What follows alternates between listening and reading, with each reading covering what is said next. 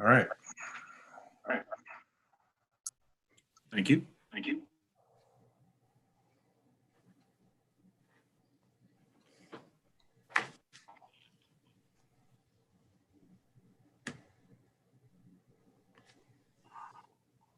Okay, thank you.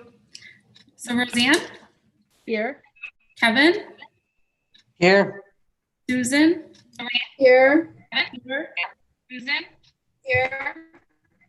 Barry, Here. Diane, Here. Taylor. Here. Okay, we're all present. Okay, next will be the minutes, the approval of the minutes. You've all had the minutes to read over. Do we have a motion to accept them? I move we approve the meeting minutes from the last 3 meetings. By I Taylor. second the motion. It's been moved and seconded that we approve the minutes for the last 3 meetings. Any discussion? Okay, all in favor? Toby, the roll call. Roseanne, Kevin, Yes. Susan, Yes. 1 second, Peter. Barry, Yes. Diane, Yes. Taylor, Yes. and Peter. We're approving the minutes.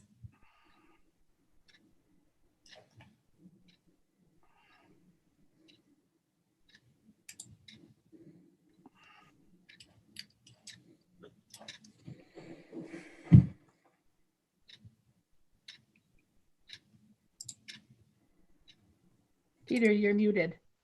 There we go. Are you waiting for action for me? I'm To vote.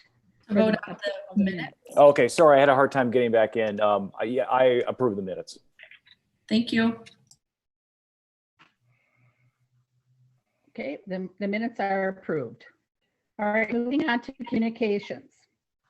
This is the time when we have the public comment, which of course we're virtual. We'd like to ask that anybody who'd like to make a public comment must be a resident. So when you send the message that you want to send to us, please give your name and your address. We are not reading these aloud. And it'd be nice if you got them in early. Tonight we had one, and then one just came in now. So those are the communications we've had. Now, as far as board communications, is there anyone who wishes to say something from the board? Yeah, I'll say something. I've gotten a lot of positive feedback about the meetings being streamed and archived online. The communication has been that they hope that we continue this even after we meet or eventually go back to in-person meetings. And I've always been an advocate for that. So it's refreshing to hear comments like that in the positive. Anyone else? Okay, I have a couple. I've been asked to be part of the City of Burlington's Vision 2040. And Scott Ruland is the one that's leading this for the city. And it's kind of a city development project. And we're just starting phase 2 now, but it's been very interesting to see where they're going to want to put new additions, new factories, new whatever that we're getting into the Burlington area and how to maintain the quality of the downtown.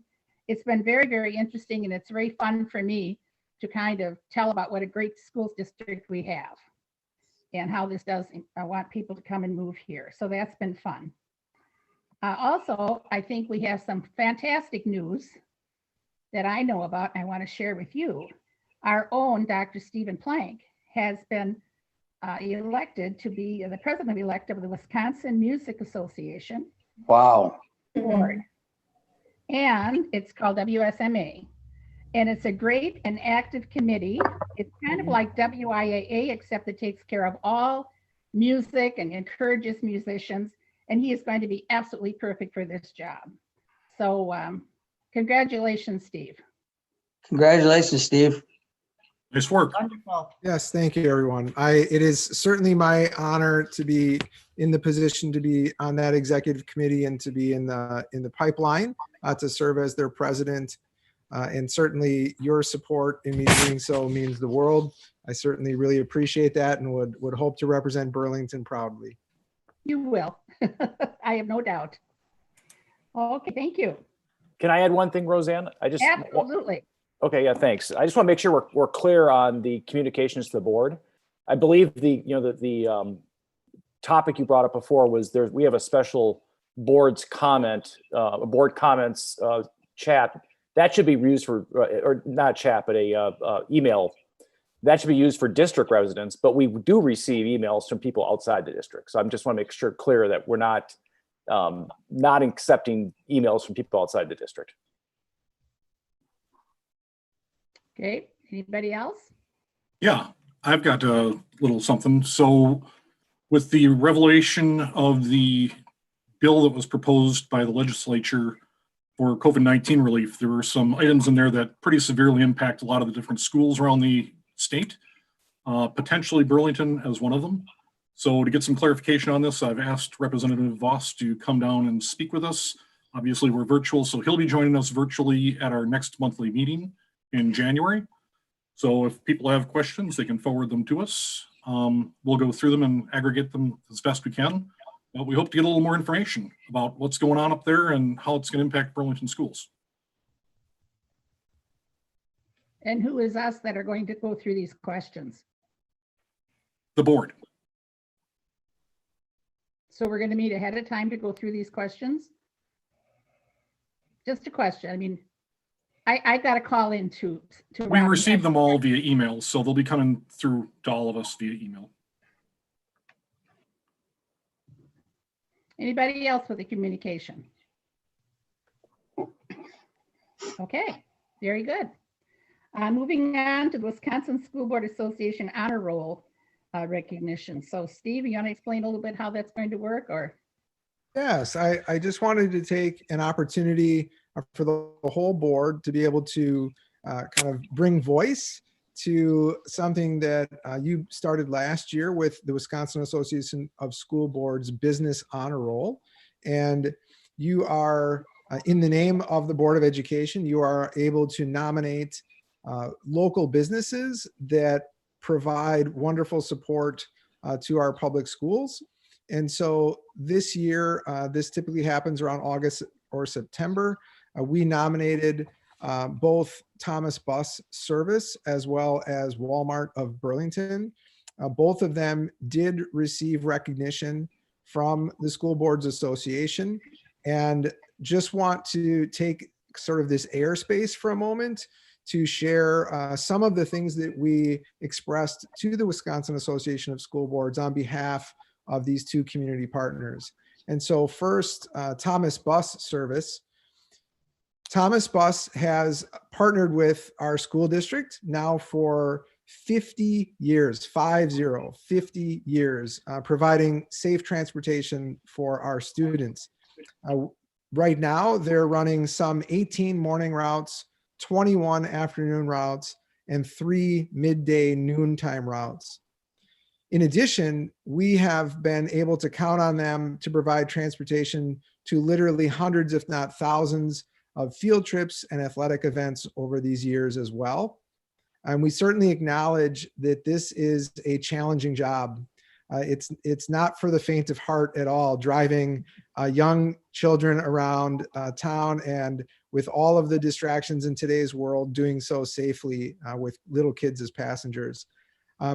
About a year ago, the drivers at Thomas Bus also spent some time with counselors and school administrators talking about just some of our youth in today's world and some of the challenges that exist in really developing relationships, because sometimes that bus driver is the first and only real kind of contact they might have in the morning.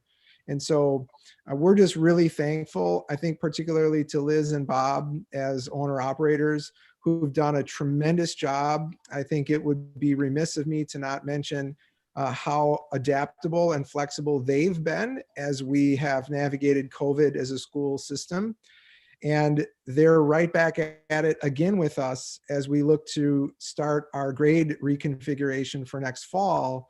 And really we'll have to develop all new bus routes to meet those demands as well. So just can't say enough about our relationship with Thomas Bus. And I know that as a board, you feel the same. I know Roseanne and myself, along with Julie Thomas, plan to swing by there tomorrow to drop off their certificate and express our thanks in person. In addition, our second recipient is Walmart of Burlington. And it gives me kind of some chills to think about a large organization like Walmart and the way that they have supported our small community in support. And an example was this past year when Waller Elementary needed 500 grocery bags so that we could distribute Chromebooks. Walmart's manager immediately just said, yep, don't worry about it, I'll donate those bags. Walmart has annually made a donation of school supplies to ensure that all students have what they need to get off to a successful school year. In fact, the last couple of years, their donation has been so plentiful that it's carried us into the second semester as well in support of kids. So in addition, the Walmart Community Grants team has provided $1,000 to the school district so that we can provide vision support and vision needs to students unable to pay for vision care on their own. And Walmart allows our Driven organization at BHS to bell ring during the holiday season and raise funds for another service organization in the community, Love Inc. And so these are just a couple of examples of how Burlington Walmart has been a steady community partner for us. And kind of in my own mind, I think, kind of small town, big company, and working in support of the great work that we do on behalf of kids. And so again, just want to say on behalf of you as our board and the work that WASB does to support our business partners in the community, our extended appreciation and gratitude to Thomas Bus Service and Burlington Walmart. They're certainly friends of our education. It's great. A quick question. How are these businesses selected? Who selects them? What is that process? I know you mentioned that it's usually every August or September. Is that correct? But I guess my question is, how does that process start? I mean, can anybody just nominate something and this is a once a year deal, or? Yeah. So Taylor, it is once a year. The School Boards Association does it annually, and a school district can nominate up to 5 different businesses. And it's really been something that has been going on for a number of years. I don't know the exact year that WASB started that. Our first time submitting businesses was last year. This was our second. And so we've had no shortage of businesses to recommend because of the wonderful support from the community. And yet we would welcome, when I say we, I'm kind of thinking myself, the administrative team, we would certainly welcome any individual board member or others in the community who might say, hey, if you haven't thought about this business, please do, because of some of these wonderful things that they've done. We would gladly accept those really at any time of year. We'll tuck them away into a folder, so when that application opens in late August, we'd be ready to submit them as a business partner. Okay, so it's an admin decision. It's not a board decision, correct? Correct. Okay. But certainly there would be nothing preventing any board member from saying, hey, this is a company that we'd really like to honor. Okay, awesome. Thank you, sir. Mm-hmm. Anyone else with a question? Okay, we'll move on to the superintendent's report. Thank you. So first of all, kind of surprised to me on the comments about WSMA. So again, just want to express my gratitude for you mentioning that. Do appreciate that. Also just want to mention in terms of things that are happening upcoming, it's a big week in the week of the school district. This is week 18. And for those of you who know what that means, that is the end of the semester. So we are really thrilled that come Friday, semester 1 of this really unusual school year will have come to an end. And less than the 7 days that we needed to move virtual right before Thanksgiving, we have been steadfast in our in-person model, pre-K through 6, and this hybrid model at the secondary level. And so really kudos to the board for your direction all the way back in July when I know you labored over kind of what to do given the circumstances. It has served us well as anything that I've seen in the area for sure. And we're really thrilled that as we round out this week, we will have a full semester under our belt, given these just kind of really unusual times. In addition, when we finish on Friday, we will be off for a full 2 weeks for the winter break. And then we will start back up and resume school in this same model on Monday, January 4th. So we're going to kick it right back off. There will be things going on over break. As you know, we have activities running. Various fine arts events are going on. Clubs are meeting. Sports are happening as best we can in terms of all of the procedures we have in place to mitigate any physical risk. Next board meeting is January 11th. I think that's the meeting, as Barry was referring with Representative Voss, that's January 11th. And then just wanted to, and we'll come to this in a little bit later in the agenda, but to just reiterate that on Wednesday, January 13th, that is our first administrative guidelines drafting session from 9 to noon. So just want to articulate that as another upcoming event for the board. And that's it. Thank you. Any comments or questions on his report? Okay, let's move on to the business office. And Peter, the bank statements and bills. Yeah, thanks, Roseanne. The bank statements for the month of November 2020, total deposits, $6,832,305.32. Withdrawals, $6,188,992.96, leaving a month-ending total cash on hand of $2,134,472.03.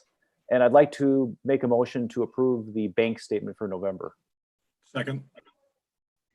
It's been moved and seconded. We approve the bank statement. Any questions or comments? Okay, all in favor? Cody, roll call. Roseanne, Yes. Kevin, Susan, Yes. Peter, Yes. Barry, Yes. Diane, Yes. Taylor. Yes. Thank you. Thank you. Also in November, the district wrote a total of 90 checks for the cumulative total of $3,049,577.86. And I'd like to make a motion to approve the bills, the paying of the bills in November. Second. It's been moved and seconded that we pay our bills. Any comments or questions? All in favor? Roseanne, Yes. Kevin, Susan, Yes. Peter, Yes. Barry, Yes. Diane, Yes. Taylor. Yes. Thank you. Sorry, I was yes on both those. But I was muted. Thank you. Okay, moving on to personnel. The Personnel Committee met earlier this evening and we unanimously approved the resignation, retirements, and terminations and appointments for the district for the month of November. And I'll put that in the form of a motion. Second. It's been moved and seconded that we approve the personnel resignations, retirements, terminations, and approval, let's see, certified staff appointments and so forth. So any, do I have a second? Any discussion? All in favor? Aye. Roseanne, Yes. Kevin, Yes. Susan, Yes. Peter, Yes. Barry, Yes. Diane, Yes. Taylor. Yes. Thank you. Thank you. Okay, next will be our district consent items and the donations. And I think what we'll do tonight is have them all read, and then we'll just approve all of them together, no matter what school they are, but we will read them all. Okay, so we'll start with area district. Yes, it is my privilege, right on the heels of talking about some of our amazing business partners with Thomas Bus and Walmart, to share with the board 21 different donations that have come in recent weeks that in total account for well over $10,000 worth of product and services. And so first, to the school district, it was from Beloit Elks Lodge. They just donated 159 dictionaries that are going to be used at the 3rd grade level. Burlington High School was the recipient of 17 different donations. Our BHS baseball received donations from Brian Horn, Mike Prawl, family medicine specialists, Jeff and Lauren Ludke, Steve Brezowitz, Kurt Rumler, the UWW Dugout Club, Bob Lee, as well as to the program Dave Hellenbeck. And so these are for various amounts, and there is clearly no shortage of support being offered to our BHS baseball program by these folks. In addition, Compeer Financial made a $250 donation to the BHS FFA. WBSD had a couple of sponsorships as well. $500 from Merton's Auto and Towing, also $500 from Double K Tree Service, $250 from Miller Ford, $500 from ASDA Enterprises, and $500 from Nikolai and Paletti LLC. We're also thanking Sandy Herzak for almost $3,200 worth of instruments donated to the music department at BHS. And then finally, a $400 donation that was given to the girls volleyball program so that they could travel via coach bus to the state tournament. And that was a gift from the team parents. In addition, a couple of things that are hard to put a dollar figure to, but Sally Bartleson had donated homemade masks to Lions Center students and staff. If I remember this story correctly, she had made two masks for every single student and staff member at Lions, and then brought them in and donated them. In addition, our Burlington Kiwanis Club also donated to Lions Center students and staff a plethora of different school supplies that, again, we have no problem putting to good use. And so we thank Burlington Kiwanis. And finally, at Winkler Elementary School, also Burlington Kiwanis Club was kind of the second half of their school supplies donation that they had brought forth as well. So again, I'd ask for you to approve and accept these 21 donations and their incredible value that's somewhere well over the $10,000 range. I move that we approve these extremely generous donations. Second, Taylor. It's been moved and seconded that we accept these very generous donations. Any discussion or comments? Okay, Toby, all in favor? Roseanne, Yes. Kevin, Yes. Susan, Yes. Peter, Yes. Mary, Yes. Diane, Yes. Taylor. Yes. Thank you. Okay, thank you all very much. The next will be item for discussion will be, we'll turn this over to Kathy Merlo, and she's going to talk about total restraint and seclusion report. So Kathy? Hello, everyone. I think you received a copy of what was prepared, just a summary of the 2019-2020 school year's seclusion and restraints. It's spelled out by school district and as always reported to the state of Wisconsin on December 1st already of this year. I'm a little delayed on getting it to you guys and I apologize for that, but it was to them in a timely fashion. So DPI had it. But overall, and I also had in there just a copy of, there's an update that came this year with seclusion and restraint reporting. This whole original act came into play in 2011 and was updated in 2019 and also was actually put into the official act in March of 2020. And then with our spring closure, and us not having hands-on students or anything, any kind of interaction. We did our formal instruction and information to all the staff during our August training of this year in service, so that all of our staff was up to date on changes that came into play when the act was revised. And it's basically just major implications that came about were just that the timeliness of how fast we need to let parents know that a seclusion or a restraint of their child took place in the school setting, what kind of report needs to be written, and how that needs to be available and given to the parents so that the parents have obviously the information they need to follow through outside of the school setting where their restriction, their intervention needs to take place as well. And all of our staff that ever interact with students and put hands on them for any reason that is in a seclusion or a restraint have been trained in our approved system, which is MANT. And we have up until Colleen Wagner's retirement, we had 4 trainers in staff that were training our staff in this system. Now we have 3 as of right now.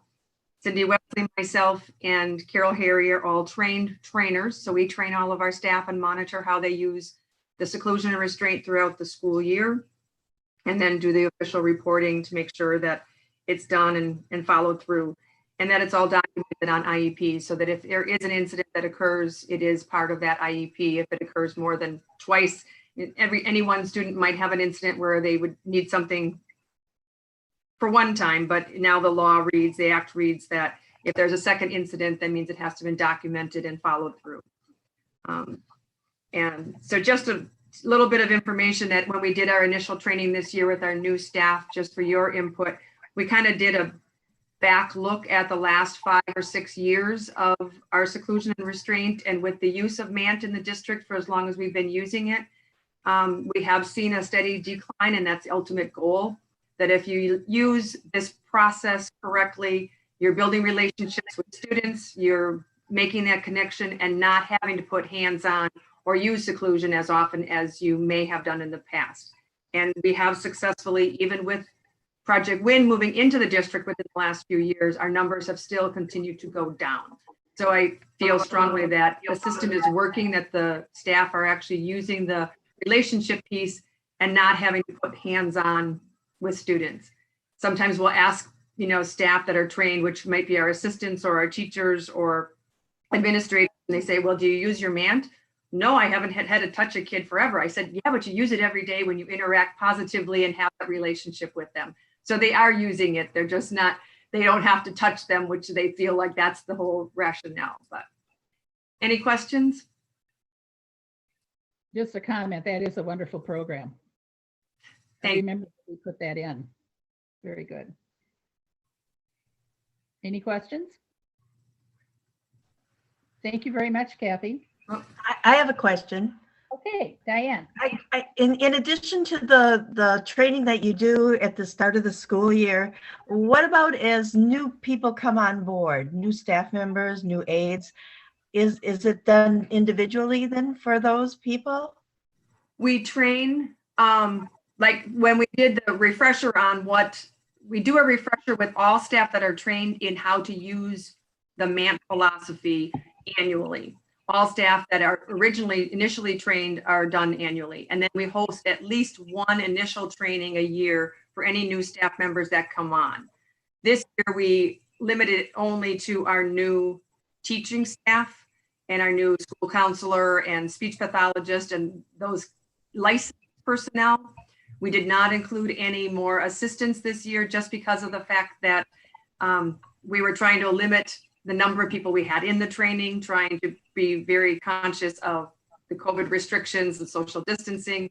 And because MANT is a hands-on philosophy that we have to practice the skills that we do, we limit it to a very small group. But we can do up to like 25 typically in a group on a normal year in a normal world. Okay, thank you. Try to encourage staff to practice in addition to the once a year training with us, that they try to practice, and some staff like Eric Plitzwitz is one that if you see in a normal world, you'd see him in the hallway and he'd say, excuse my touch, and he would practice a hold just to see if he could continue to maintain it. So. Okay, Okay, thank you. Do you think that just doing the training once a year is sufficient, or do you feel that we should be doing that more when things, I guess, eventually go back to being normal? In a more normal year, again, we talked, Cindy Wesley and Carol and I have talked over the last 2 years that we would like to do things a little more like in service, call people together for even half an hour just to run through some of the things in case they need to use them. Like we said, for the majority of our staff, if you can see through the report, there's only 3 buildings that actually have used the seclusion and restraint on a regular basis, but it does help to continually refresh. Excellent, thank you. Mhm. Thank you. Yes, Barry. These incidents obviously have a pretty big mental impact, emotional impact on the students, the staff, the family, I mean, everyone involved.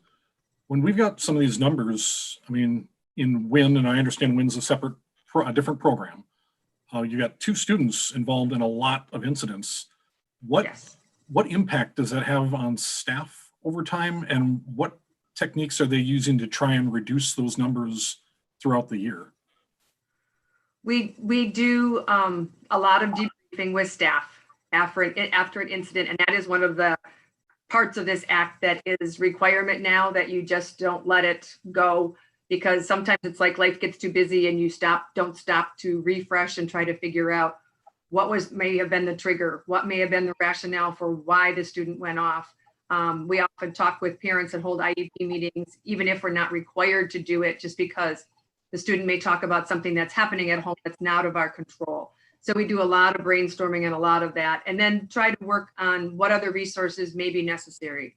Could it be a sensory issue, or could it be a basic need that we don't have, that we aren't meeting? You know, do they need breakfast more? I mean, do they need something else for breakfast? Supplementally, we offer snacks in between, make sure we have more water breaks and more physical breaks so that they are walking and doing and interacting with, because like in some programs, especially that one, there aren't many, they're all different students of different ages, so it's not as much social interaction. So they are interacting with adults a lot more.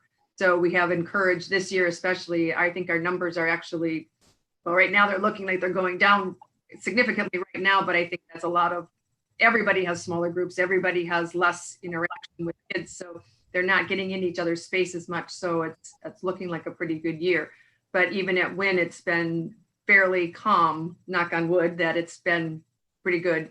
But the holidays are, you know, times when we see sometimes spikes can occur and things get rougher because there's stressors at home and stressors in everybody's lives around this time too. So sometimes the winter months are tougher because they're not out and about as much and walking and doing. But we're constantly trying to brainstorm and try to problem solve on their behalf. Excellent. Thank you very much. Yep. Any other questions or comments? If I may, Roseanne, I want to sort of thank Kathy, you know, for her leadership in this area too. I know that she referenced at least 3 different updates to the seclusion and restraint statute, essentially, that we're following. And I think some of the questions that board members are posing are really good ones, because it's a moving target as well. And you'll notice in our own policy that you just recently adopted, I just looked, it's 5630.01. So it's in the student section, 5630.01. That policy is the seclusion and restraint policy that was last updated per statute in 2015. And I just happen to know that there's already an update to that policy that is in the pipeline that will come to you next month, that references some of those changes that Kathy was just talking about that came in the 2019, 2020 updates, because this is just moving so quickly out of care and concern for ensuring that students are treated as appropriately as possible, regardless of a behavior or a situation. And so the fact that our numbers are also, you know, going down at a time when we're bringing sort of more volatile behaviors into the system is really quite impressive. And that is a thanks to Kathy and her team and all the special ed staff as well. So just want to put that out there. Thank you. So just one last quick question. Is there anything that maybe we as board members can do to advocate at the state level or federal level to possibly assist that program in any way? It's kind of a blanket question, but I'm just looking to see if there's anything that we as board members can do to advocate for you. Well, you guys have done a lot of support already, and the administration team and the board allowing programs like the clinical psychologists and PSG and the counseling services to actually come into our school, and then to even recognize this year that they are still essential to our students that are benefiting from them in the school, because some of our parents are not able to get their children to those programs in the evening or to those services in the evening. So having them available in school is a big asset you guys have already done. And the fact that you're supporting the build for Project Win and our other students in the district already is a great asset for the district. We have several stellar programs, and I think this is one that's going to somewhere down the road is going to compare to Project Active Citizen and be something that others will model off of if, as we continue on the path that we're on. So thank you all. No, excellent. Well, I guess I'll just put it out there. I mean, if there's any time that you think that us as board members can advocate or do anything better to potentially help you folks, just let us know. I'm more than happy to do that. Thank you. Anyone else? Thank you very much, Kathy, for your excellent report and answering the questions. We appreciate Sure. that. It's a great program. Okay, moving on to the superintendent evaluation. Now, a few weeks ago, 3 of us on the board did attend a webinar on the superintendent evaluation. It was very interesting, and you all received a copy of what it was, what we can expect. And I talked to Louise Blankenheim, and she's the one that takes care of that and works with boards. And she said, nice to hear from you. Our superintendent framework is ready to go. We are currently training a few districts. I would love to help your board with this evaluation process. The cost of the framework is $600 for a 3-year subscription. Included in this cost is a 2-hour training for the board and superintendent. Any additional training that we think we need would be at $130 an hour. The framework is aligned to the national and state leadership standards and to the job description. It is built in 2 ways. For a first-year superintendent, there are 10 narrative questions for the superintendent to do a self-reflection, and then the board summarizes in a narrative form. Second year and beyond is based on rubrics and rubric indicators to score either a 1, 2, 3, or 4 on each of the standards. We recommend not doing all 10 standards in 1 year. We are recommending to focus on 3 standards where goals can be written and artifacts or observations can be used as evidence of meeting each of the 3 standards. Without getting too complex in this email, I am hoping this information helps you. I could also join your board virtually to do a brief overview if you feel this would help you. Just let me know what works best for you. So that's something that I just got from Louise. So you had a chance to look this over. And I know that the 3 of us that went to the seminar, the webinar, really enjoyed it. And I think we all thought it was good. But now the rest of you, let's hear some comments from you. Or from Diane. Diane, what do you think? Well, again, like you, I thought it was excellent. I thought it was a tool that we could use, and definitely we need to put something like this in place. And now's the time. Let's go for it. I like that it was split into first year and then the years after, because I think the goals and the needs are different between the first year and then the following years. One thing is that you were breaking up a little bit in the beginning. And so what was that cost again? $600. That's for 3 years. $600? $600 for 3 years. Okay. All right. I just didn't get that. Okay. Let's see. Susan, how about you? So, yeah, I thought it was very good presentation. I think it's something that we could use. I think that now would she come out and talk to our board? It will be virtual.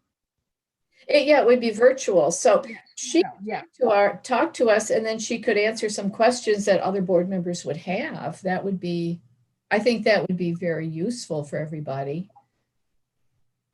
I guess that was where I thought we had left this last time, is we were going to try and get WASB down here or virtual to discuss with us some of the more details on this.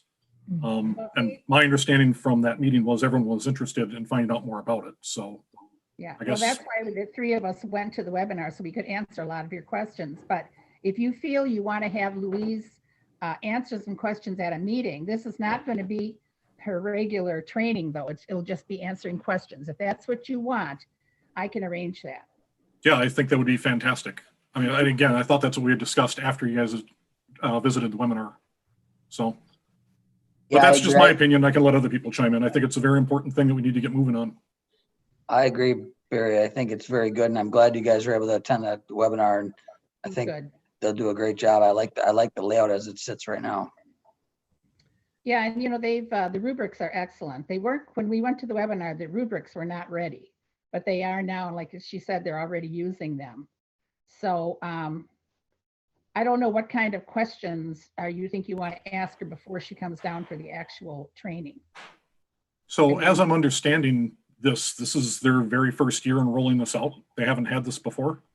They've had evaluations before, but this is the new one that's up to date that, Right. So this one's new. yes, this one's new. Gotcha. I guess it's no, I mean, I kind of think it would be. That's kind of what they indicated. It's aligned to the national and state leadership standards. So which I thought was excellent. The way they're building it, it's good. And I didn't think the price was terrible. It's for 3 years.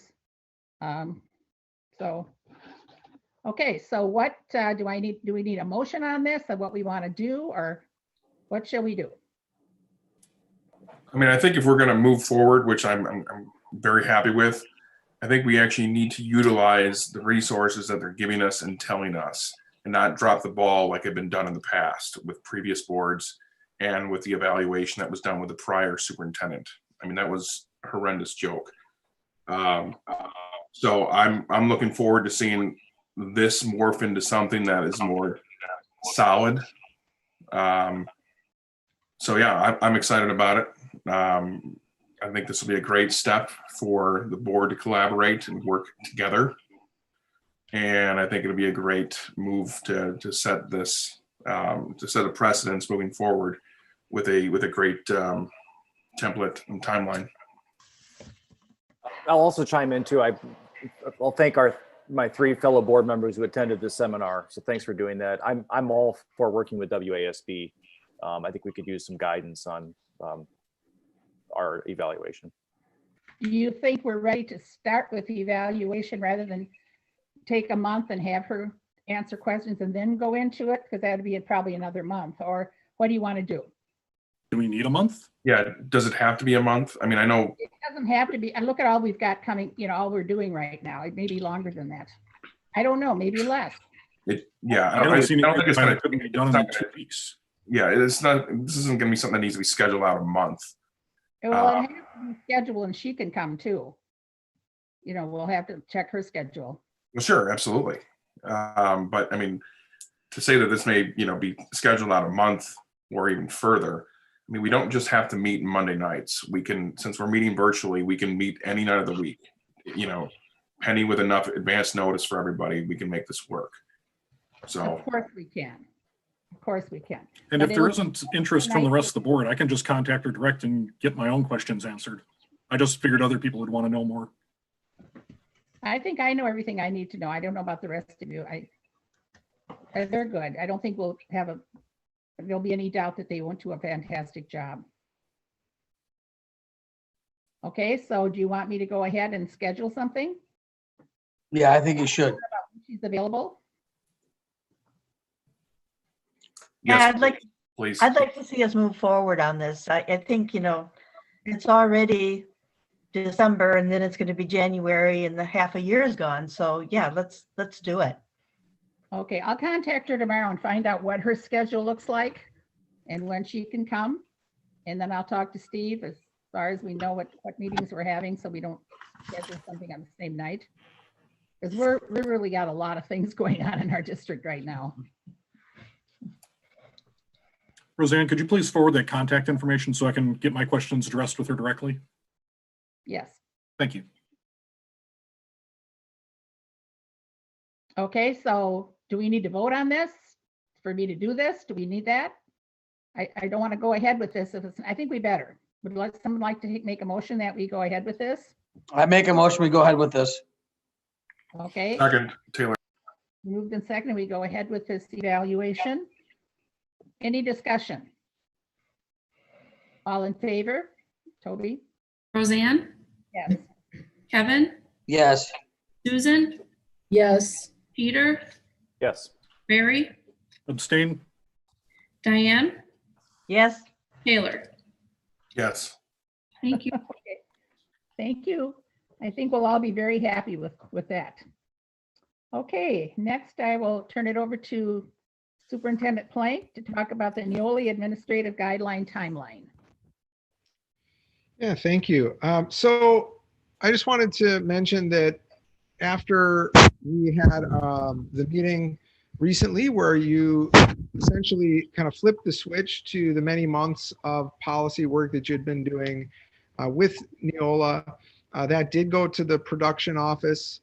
They do now have that all live, and it's there. It's linked to our website, so anybody could go there. They could search any of the hundreds of policies that exist and see whatever there is to be seen relative to the policy work that you've been so diligently working on.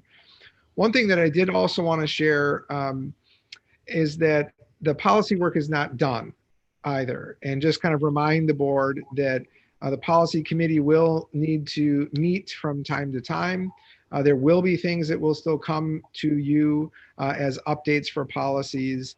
And it just so happens that since we started our policy work back in March and April, in the time that we were working on the drafts and the revisions and the approval, there have been updates to the policies that Neola has pushed out to their school districts. So we've been sitting on those so as to not kind of corrupt the work that you had already been doing and get that sort of confusion pushed into those that you had already approved. So just starting since your approval, we've been working with Neola, grab those updates and work through them. And I just want to let you know that for January, there will be a couple of policies that will come to you for some discussion. The updates that happened, there were 3 different updates that have happened in the spring, summer, and fall. Those updates contained 33 different policies that had what we call technical updates, right? Those are the ones that are defined in your bylaws of things that really are typos. They might be a construction of a sentence. It's nothing substantive. It might be a grammatical error, an exclusion of something. And those, by the way of that bylaw policy, you've granted me the authority to say, yes, we're just going to fix those things. There's nothing substantive there. Again, they're pretty grammatical or they're typos, et cetera. So there were 33 things that Neola's production office is cleaning up. I will provide you with a list of all 33 of those policies so that if you're interested, you could then take a look at them. But again, nothing of substance. There are also 40 other policies that in the last 6 to 8 months have had edits to them or require updates. And there are essentially 2 main reasons that Neola would make an update to a policy. One is that there is a change in the law, and the other is that they get feedback from the field. So a school board or superintendent would say, this policy seems to not be written well, or it's missing some key elements that we would like it to have. And if they get enough of that feedback, then they make an edit. So those 40 policies that exist, there's essentially 2 types of kind of changes. One of those types of changes is it's just simple compliance. It's mandated. An example of that is there was an update about conflict of interest. That was a change in statute. They just changed the language, changed the reference on it, and it gets updated. And actually it gets updated 4 times, one for the school board, one for staff, one for students, and one for non-certified staff. So it's a human resources type of law. It affects 4 different policies. So of those 40, that takes care of 4 right there. The other type of change is something that's more of a public policy question. These are the ones that you all really wrestle with. Might be something like the use of drones. It's not dictated necessarily by statute. It's more of something that needs to exist, but the way it exists is really up to you and how you feel about the use of drones, or maybe it's the use of mental health agencies, or in today's world, it might be about staff and furloughs and things like that, and language around employment issues. And those are public policy questions. So in this batch of 40 updates, there are only 3 or 4 that fall into the category of things that you might have various different opinions about. The preponderance of them are compliance related due to updates in the law. And so I will also provide you in January with a list of all of them, as well as a highlight to the ones that we will want to talk about, because they're more kind of public policy type questions. So I just wanted to kind of start with saying that while we had this massive adoption of a new policy book that you've been working on for months, there's going to continue to be more to come in terms of staying up to date with our policies. Setting that kind of aside, then we will move into the work of administrative guidelines. And part of the reason that kind of all makes sense is that you had said early on, this is going to be like a 3-pronged approach. We need to go through all of our policies, then we need to do administrative guidelines, then we'll follow up with handbooks. So there's like a 3-step process that's going on here that we knew was going to be a really big lift and was going to take some time. I do want to mention that a couple of things, and one is that I know that as we have had discussions, the term administrative guidelines or administrative regulations, they're one and the same. They get used interchangeably for better or for worse. Neola uses the term guidelines.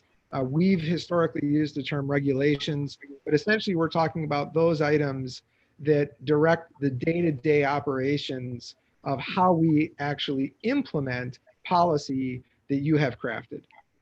And so I just put that out there so that, kind of by way of introduction, and that if I have counted up correctly, as we go through the administrative guidelines or regulations drafting process, that will include somewhere in north of 350 guidelines.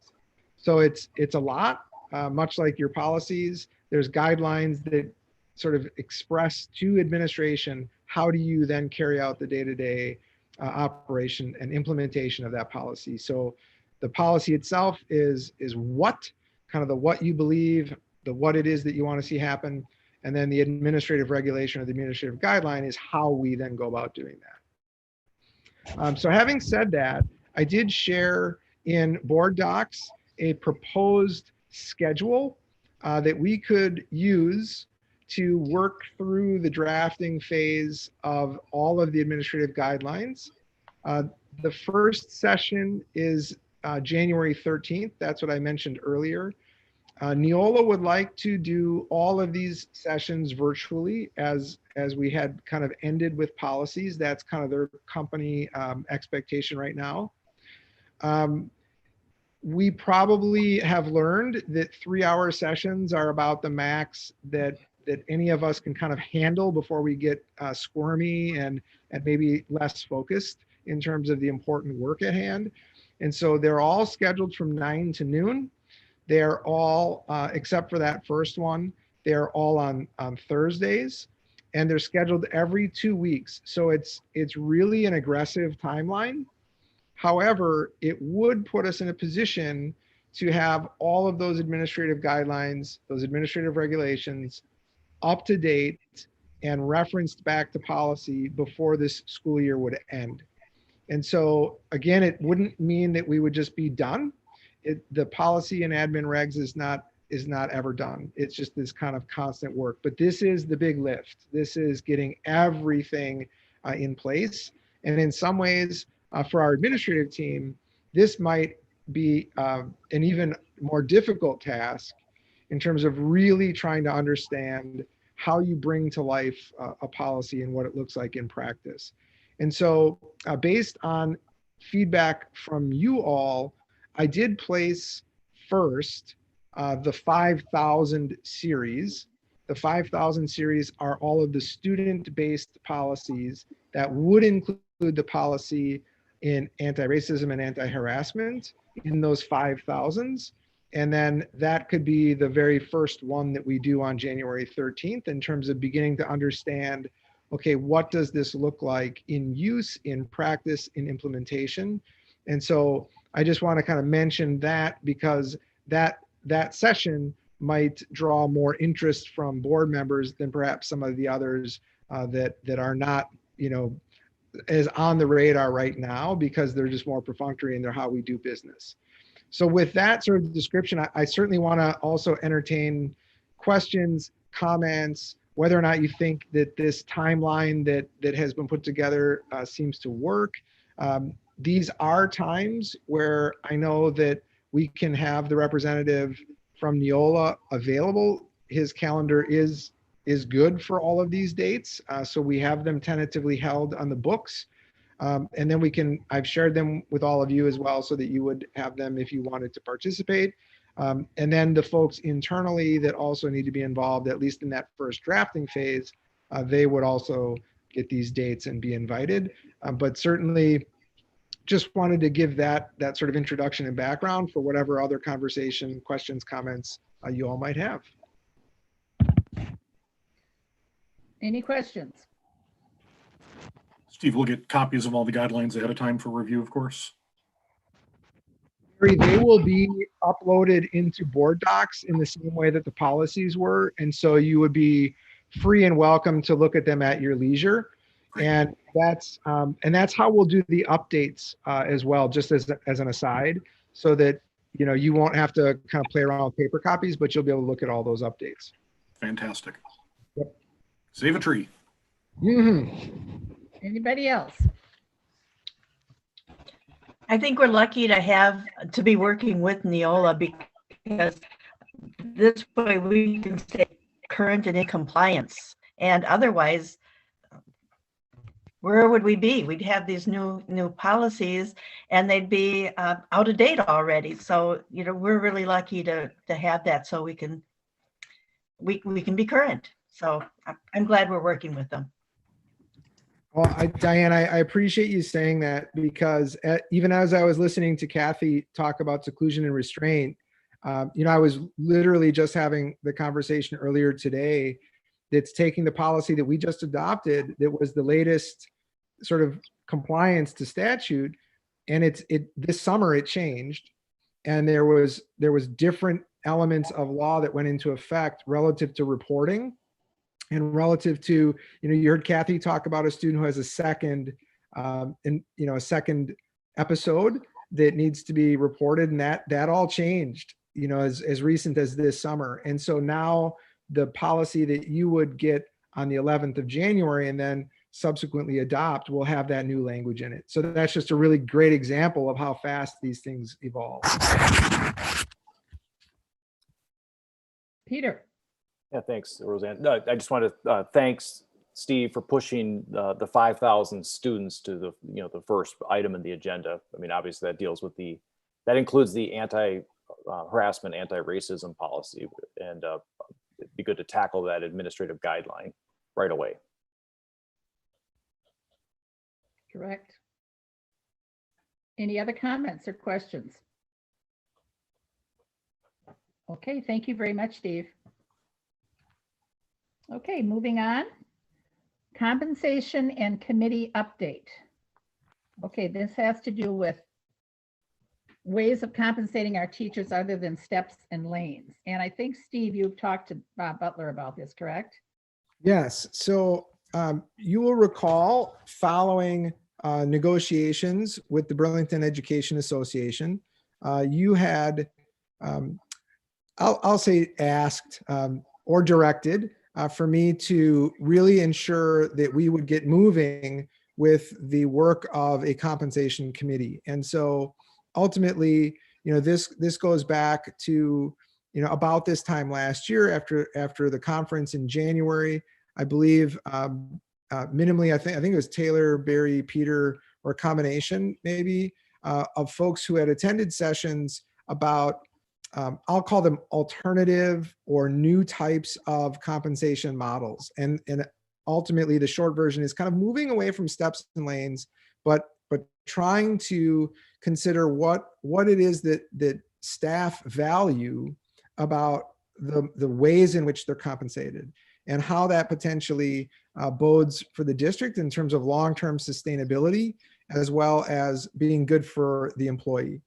And so at that time, we had, finished negotiations and essentially had a verbal agreement with the BEA that we would be pursuing a dialogue around an evolved compensation model. And so based on that feedback from the board and that directive, I did reach out to Bob Butler, who is among the chief legal counsel for WASB. And Bob has been the go-to for school boards, frankly, and teachers all over the state of Wisconsin, really since dating back to about 2011, shortly after Act 10, when school districts started to somewhat feverishly look at other models of compensation for staff. And so Bob's been at this now for about 9 years. He and I had a couple of different discussions trying to understand what it is that we're looking to accomplish, what the hopes and kind of parameters are that the board brings to the table. And so one of the things that I wanted to provide to you was a sample of an invitation to staff to put a committee together.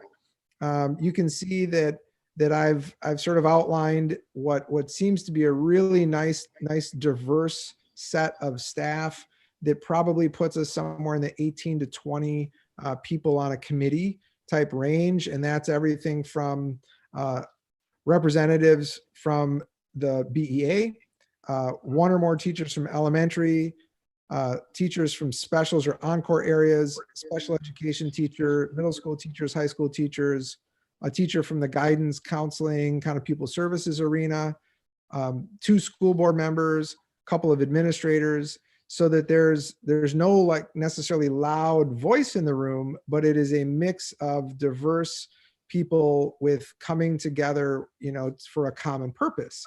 The other thing is, in addition to kind of where those folks come from, there's this secondary layer of people who vary in experience. So maybe people in the first, third, 1 to 7 years of their career, people in that 8 to 20 years range, and then from that 20 to 35 year range, so that you're getting perspective from the spectrum of staff and what those things that they value and might be interested in. So I wanted you to see what a possible invitation might look like for bringing people to the table.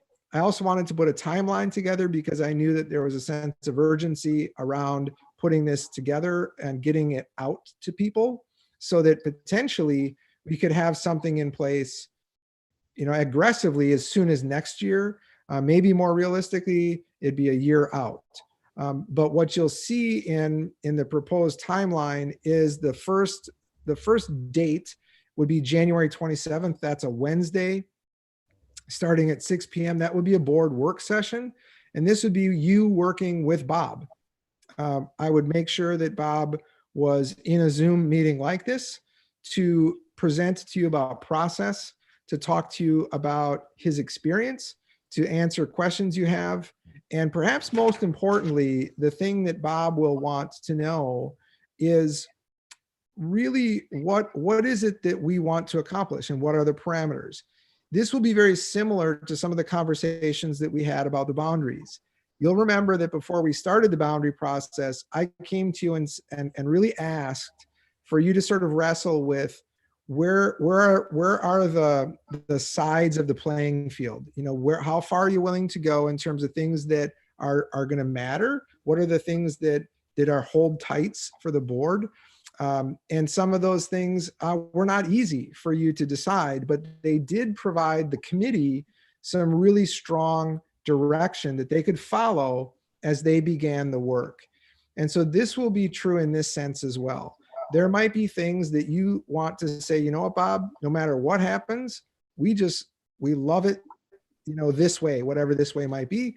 And we don't really want to see that go away. And so Bob just needs to know that. And I need to know that as we begin to have those conversations. But he's got some great tools to help us work through those conversations so that we don't have to invent that out of nothing. And then the last thing I want to say before I just kind of leave it to questions and comments is that I do think that timing is really good for us. As you might imagine, working with Chief Legal Counsel from WASB is a commitment for the board to be doing that. Having said that, there's no better legal advice that you can get in terms of cost because of your membership to the organization and the services that they provide you. In addition to that, since Bob has been doing this work specifically around compensation for about a decade now, most of what we need for him to do, he's already done. It's already created. And for example is he will want us to survey all of our staff and ask some pretty poignant questions about compensation. Well, that survey already exists. It's already been developed. We might want to tweak it slightly for Burlington, but we're not going to have to pay to have that be developed because it already exists. Because we're meeting virtually, we're not going to have to pay for Bob's travel. Because we're meeting virtually and he already has lots of samples, he doesn't have to create those. He can dump them into a folder to share with us and to share with the committee, and it doesn't cost us anything. So I just share that because that was kind of music to my ears in that, we're coming at this at a time where if we'd have done this 5 or 7 years ago, it may have cost us a lot more in terms of getting through the process because it frankly was really new at the time. But with that, just want to, any feedback you have, any questions, concerns, I'm all ears as this is a work in progress as we go to put this together. So I saw your hand, Barry. I don't know if I'm supposed to say it, call on you or not. Go ahead. Go ahead, Barry. I'm really excited about this work. To their credit, Peter and Taylor have really been pushing on this for some time. I fully support it, but this has been something that they've been chasing for a while now. And not only is it going to be fantastic for the fiscal health of our district, but to really help our employees be satisfied with the compensation they're receiving and have a say in how it's going to come out. So this is going to be great work. I'm glad we've got it on the agenda and we're going to be able to start moving on it. And anything that Bob Butler does is just excellent. He is such a good worker, such a good man. Any other questions? Well, I'll chime in too. I'm very excited. So thank you, Steve, for putting this together.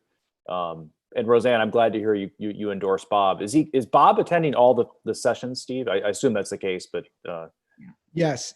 And Peter, thank you for asking because all of the dates, Bob is secured for all of these dates. And so if we need to change a date, I'd have to work through him on that. But at least tentatively, I have him holding all of these on his calendar. We've mutually agreed to these. So yes, thank you for that question and clarification.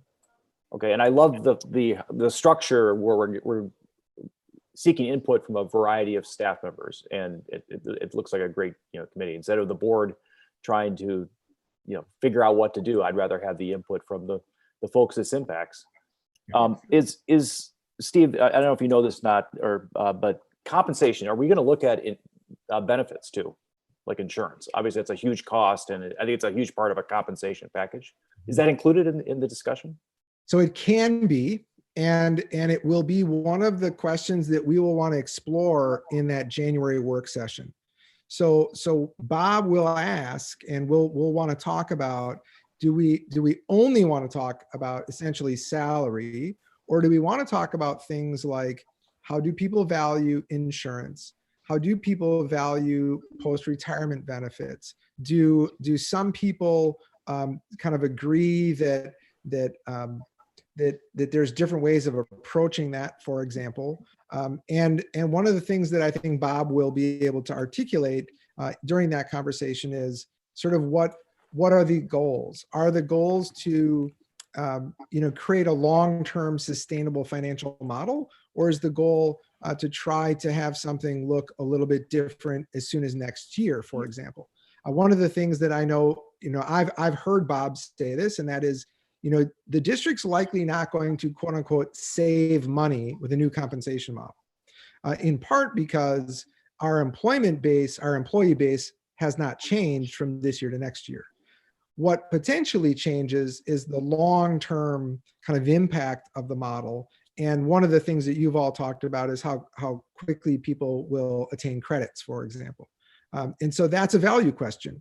If you want, Bob will probably say, well, how do we feel? How does the board feel about credits? That might be something we need to know.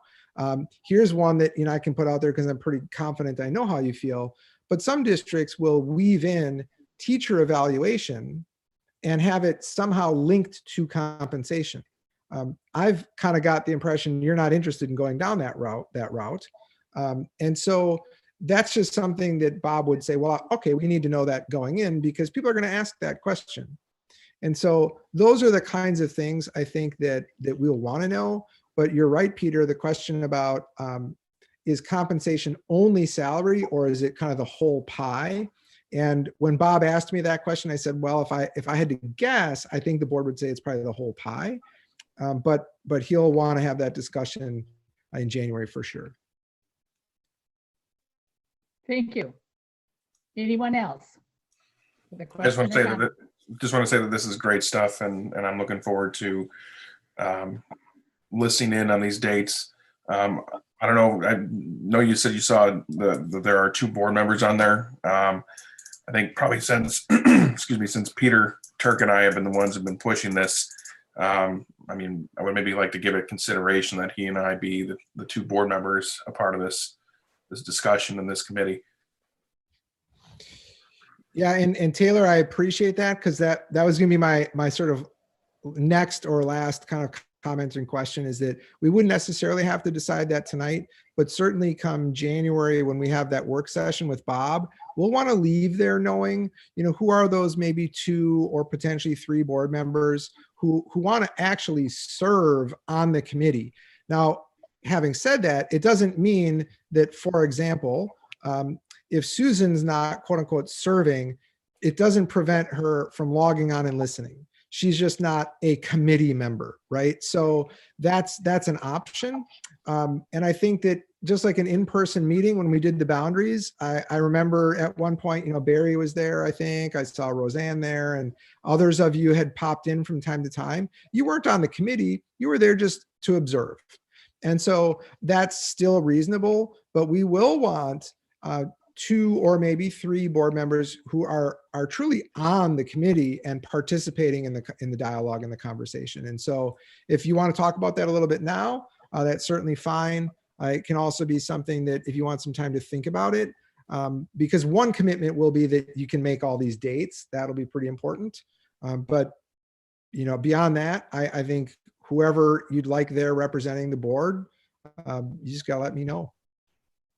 Yeah, I think we should have one from the personnel committee because that goes directly with personnel. Well, I think a lot of people would love to be involved in this. I like the Taylor and Peter suggestion. I'd love to be involved in it as well, but like you said, Steve, we all get a chance to listen in on it. The one big thing is there's some significant time involved with this. It's not just evening meetings. There are 2 8-hour days that will need to be dedicated to this. So that'll have to be taken into consideration. Well, since we have the schedule posted and I'm looking at it right now, I can make sure that I'm available, especially for those 8-hour sessions on March 23rd and April 19th.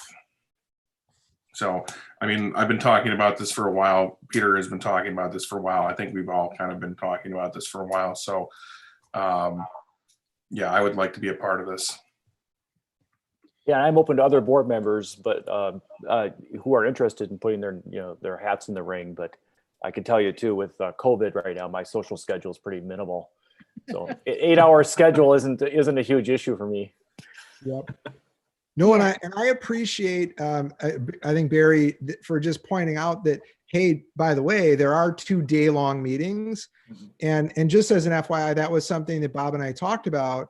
And he just, I think his feeling was, Steve, this is these are hard conversations. You're talking about people's livelihoods. You're talking about the future financial security of an employer, and how to be fiscally responsible, but also valuing and appreciating the incredibly hard work that staff are doing. And so his sense was that there are a couple of checkpoints where in the process, we're going to just have to set aside time where you've rolled up your sleeves far enough that when you get into it, you don't have to up and leave. That it really does require, the opportunity to maybe have a 3-hour meeting, maybe take an hour break, come back and have another 3-hour meeting. Because doing this virtually is tough. But once you really start kind of tearing into the detail, it's really hard to get up and leave and then come back 3 weeks later. You kind of have to stick with it. And so we put in those 2 full day ones, knowing that it's going to be a pretty significant commitment for anybody who's on the committee. But thank you for pointing that out, because I didn't say that. Okay, There'll be tough anybody else? discussions with, time should be dedicated to them. We don't want to rush through them. Okay, anything else on this? Okay. Then we will move on. The next one will be the custodial contracts, and I know Diane and I attended that meeting for the custodians, and it was a very short meeting. We offered them the 1.81%, and they did accept it. So that was what kind of covered. That's what we gave everybody. So I was kind of surprised to see how little per hour that really is, but that's my comment. But I thought it went well, didn't you, Diane?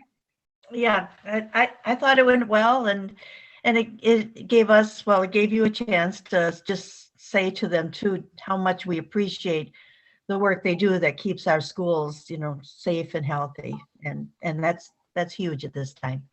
It is, and they do work hard. Mhm. So I think we need, I think we need a motion on that. Do we not accept that contract? Correct. We do need a motion to approve the base wages increase of 1.81% for the custodial group. I move we approve the custodian contract proposals as noted. Second. Been moved and seconded. We accept the custodial contract as presented at 1.81%. Okay, any discussion? Okay, Toby? Roseanne, Yes. Kevin, Susan, Yes. Peter, Yes. Barry, Yes. Diane, Yes, Taylor. Yes. Thank you. Okay, thank you very much, all of you. They do work hard. Okay, the next thing on the list is the WASB 2021 proposed resolutions.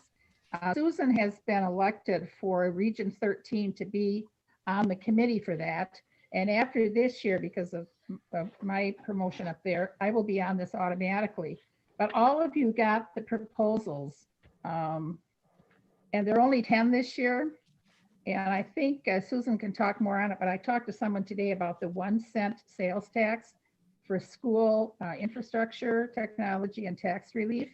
And I know, Susan, you can comment on this, but she was saying too that they're afraid that if we go into this, that pretty soon that 1% will be used for something else by the state. But anyway, would you like to comment on that? Because you were at the committee.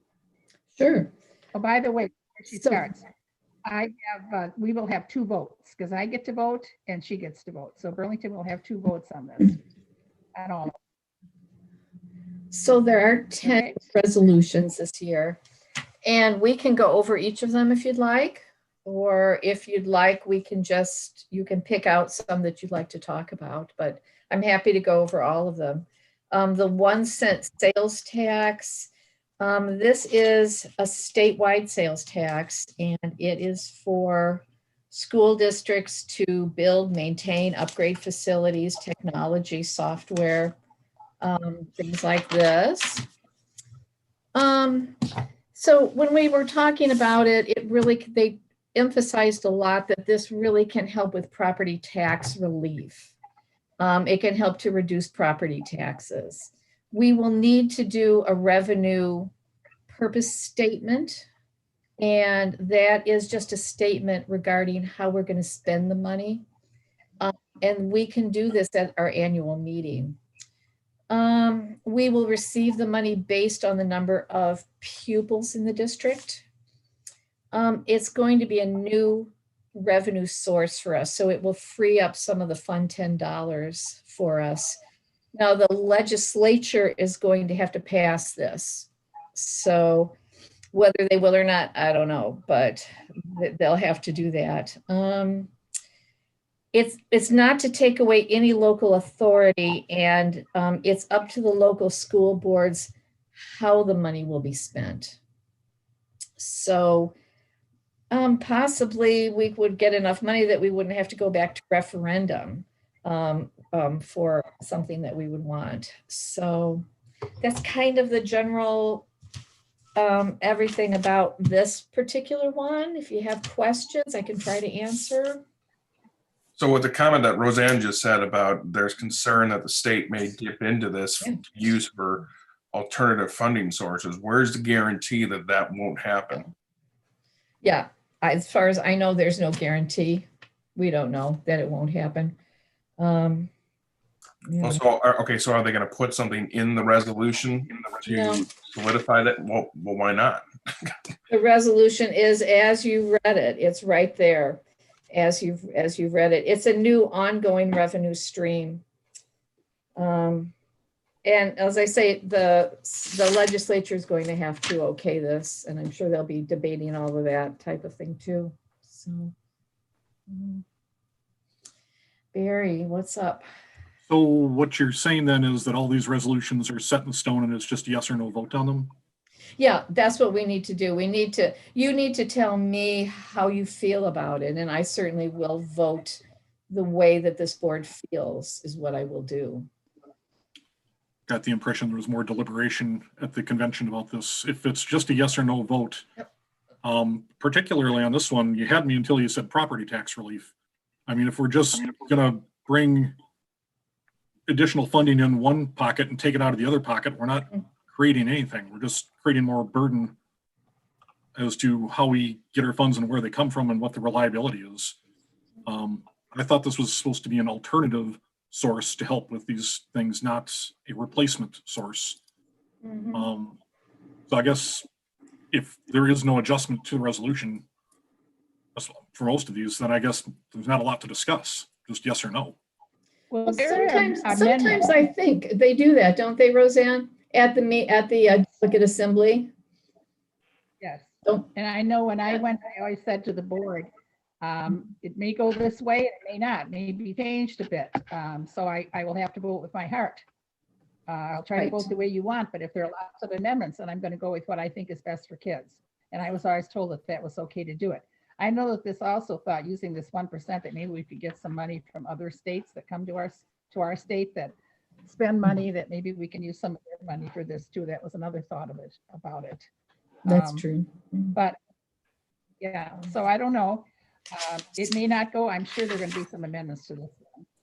But So what you're saying, Roseanne, is what I remember from the past, that you would say that, there would be amendments and stuff and that you would have to vote your Yeah. conscience on those amendments. So that, Yeah. Taylor, to your question, then entirely possible someone could propose that amendment, but it's not going to be that way right out the gate. no. Right. So Right. do we? And it will be discussed quite a bit, I'm sure, that this is one of the ones that we did talk about a lot. So I'm- Wasn't this one that lot was of- on the resolutions last year? This one seems familiar to me. I thought this was voted on last year. I don't think so. Was it, Roseanne? I don't think so. Remember it. I don't remember it either. Yeah. Mm. So if you just can kind of let me know how you all feel, I'll, Can I give my 2 cents? Yeah. no, Yeah, you can. I see what you did there, Peter. my 1 Okay, cent, you sorry. can. I guess I don't like the fact it's part of I'd like to see a more of a comprehensive school funding package. I'm always for more money for schools, and I think we all are. But I worry about it replacing, like Barry mentioned, property taxes. I think sales taxes are more aggressive than property taxes too, so that makes me nervous. I also don't like that it's also per pupil. I think certain districts need funding in these areas more than other districts too. Like our state provides funding on an equity basis. More, poorer districts get more state funding than others. So this is it looks like a straight across the board. So that would bother me. So I guess I'd say no. That'd be my No? Okay. Okay. You probably need to hear from everybody if they want a yes or a no on this. Anybody? So before we get there, Susan, then will you be vocalizing our concerns with the amendment as it's proposed when you get there, or only on whatever's amended by someone else? No, Roseanne, there's discussion there. Don't they have quite a long discussion? And I certainly can bring up some of your issues that you would like me to, of course. Fantastic. And the amendment has to be written out and presented to the chair before we start, after we start talking about this. So if you want to write an amendment, whatever you think you'd like to do, we could try that.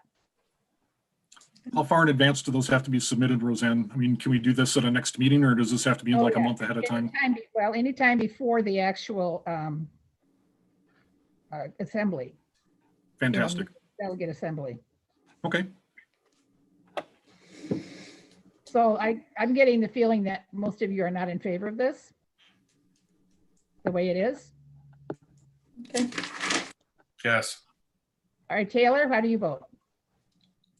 I am not in favor of this in the way it's presented. Okay, Diane, No, Susan, well, Taylor, or Barry, No, not as presented. Peter. Sorry, How do no. you- No, All right. okay. I got it. Thank you. Do my John McCain. All right, go ahead. This next one is very interesting. We are so lucky in Burlington not to have Yeah. a problem with this, but you go to Western Wisconsin, it's just pitiful. Yeah, Hmm. this one is about broadband access. And again, this is going to be legislation. And so this is just kind of for a lot of places don't have broadband access. So this includes, let's see, quality, including funding for school districts. And this is also, as far as I understand, it's for students, staff, school districts, and communities. So they want to bring in and loosen up some of the restrictions for the federal funding on the E-rate program. The E-rate program it's a program that helps, and I know that probably Steve or somebody could explain it way better than I could, but it aids schools and libraries to connect to high-speed broadband internet that's needed for learning. And I think what they want to do is loosen up some of these restrictions so it can go out of the buildings, as far as I understand that, and not just stay within the buildings. There's a lot of inequities, as far as I understand, for internet access throughout the state. This would make it much more available to everyone. Better service in rural areas and much more equitable access to technology. It kind of addresses this homework gap where kids don't have broadband in their homes, and so they have difficulty with doing the homework. So that's kind of what this is about.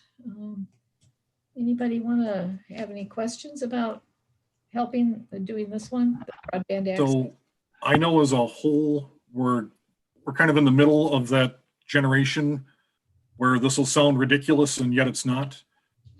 Someone not having broadband access to their home is almost the equivalent of not having electricity running your home these days. It's just that important in what we do as a society, in education and everything else. So I'm fully in support of this particular article and getting broadband everywhere it needs to be. so that people can do what they need to do. And this resolution has been brought up before.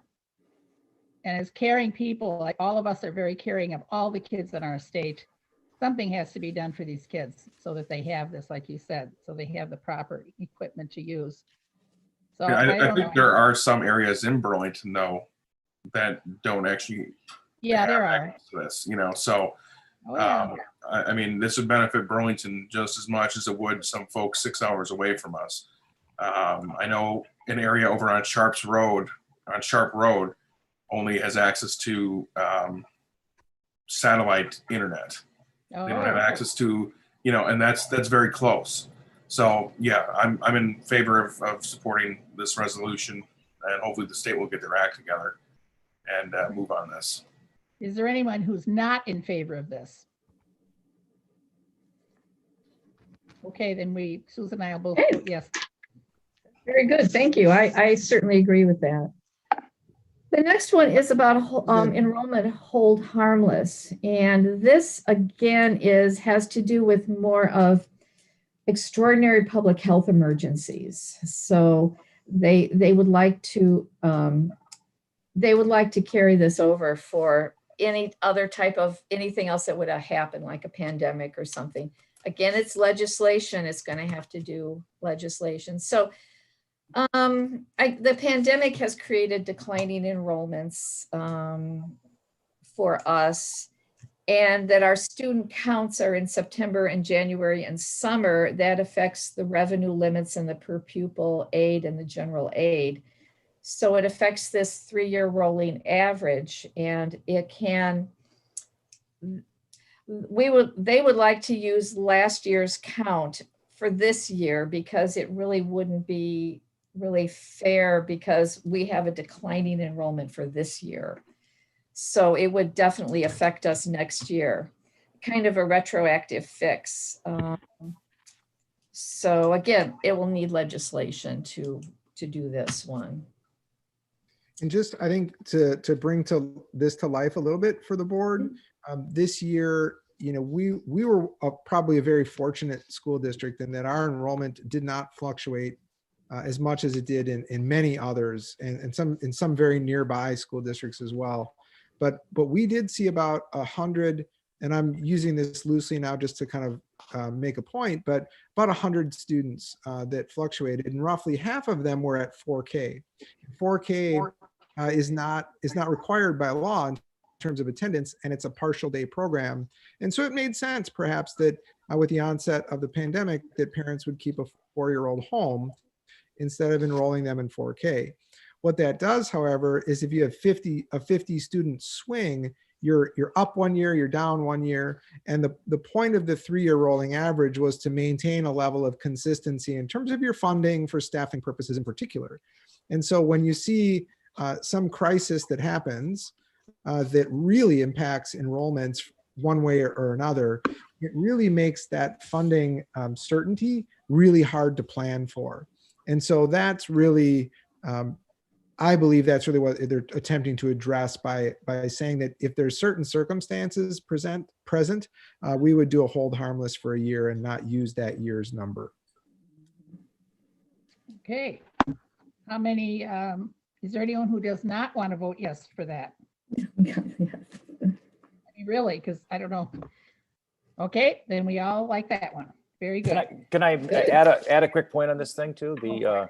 I was looking at recently the legislature came up with the Blue Ribbon Panel. I'm sure you all heard about this. Yeah. Yes. One of the proposals was setting a hard floor for the hold harmless. So it was 2018, 2019. So this is along those lines. I think that's even a better idea, but this obviously addresses the pandemic. So I think it's a great idea. We have to remember that these are resolutions, and these are what we turn over to the lobbyists, and then they go onto the floor and try to convince our people to do that. So just because we're saying yes to this doesn't mean it's going to go through. It has to go through the lobbyists and then through the people and the senators. Okay. Right. These are things that we support. Yeah. So the next one is about instruction on Indigenous tribes.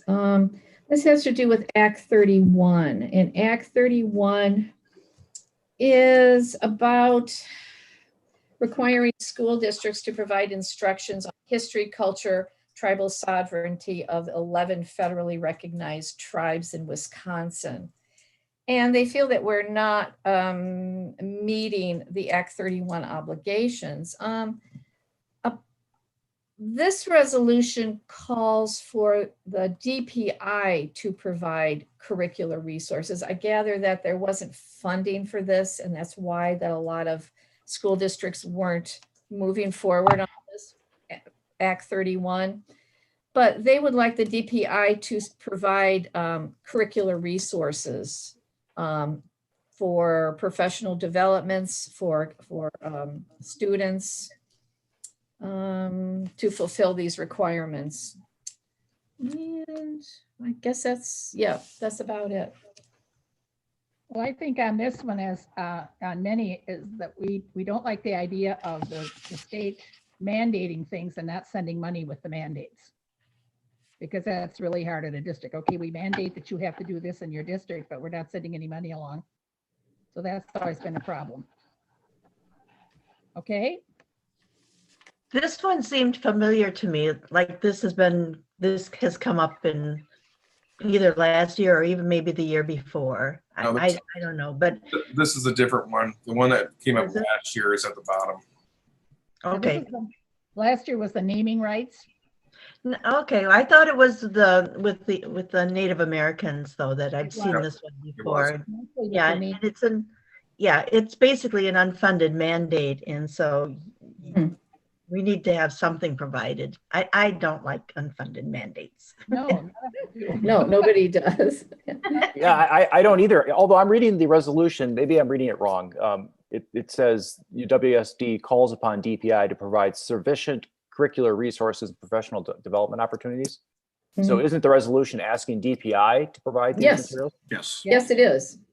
So I'm in Exactly. favor of that. I guess I wouldn't be opposed to I know. it. The discussion sounded a little different, but you're absolutely right, Peter. That's what this is saying. They need to provide us with resources. Yes. Yeah.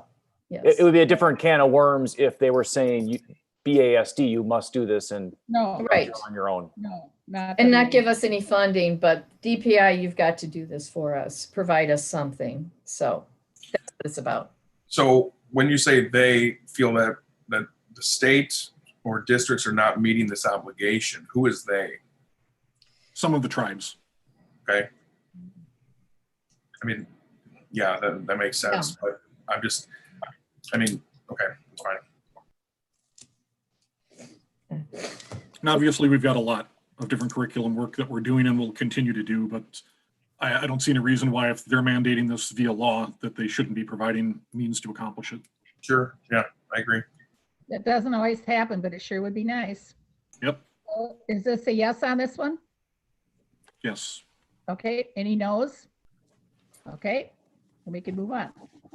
Okay, well, the next one is about special education flexibility. So again, this will have to be legislation that they would grant state federal flexibility for districts providing educational services. This is particularly about special education to students, especially during a school year like a pandemic year.